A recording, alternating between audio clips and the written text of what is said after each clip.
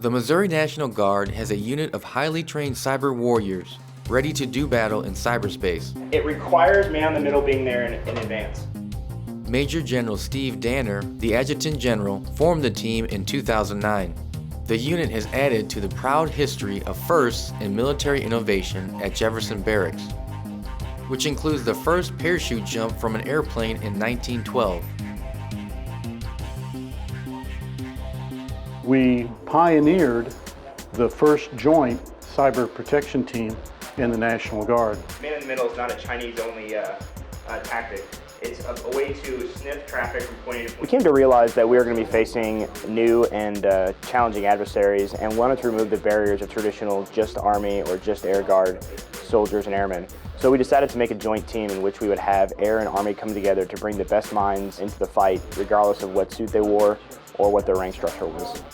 The Missouri Cyber Team leverages traditional military intelligence, signal and information technology systems to defend cyber infrastructure from infiltration and disruption. When we get called up to do a mission, an example would be go in and support the National Guard on their network. And then maybe there's an indicator of compromise, and we're going to go see if we can find out if it was truly a bad guy in the network. Or the state, the governor reaches out and says, hey, you're the National Guard. You guys fill sandbags for us at levees in a bad situation? We got this cyber thing happening. Can you come in and help us? For large missions and operations, we generally split into two teams. We have an on-site team that goes and interfaces with a client that we'd be dealing with. And then we have a remote team that deals with the log and sifting and identification of adversaries. So we're really excited about finding bad guys. That's what motivates my team, for sure. The adversary only has to be right once. We have to be right always.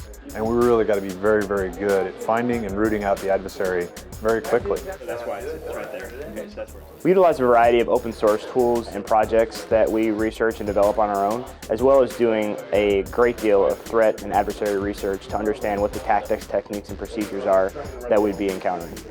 Because we have continued to do really well at exercises, we've been asked by some entities in the DoD to come in and help them with their training.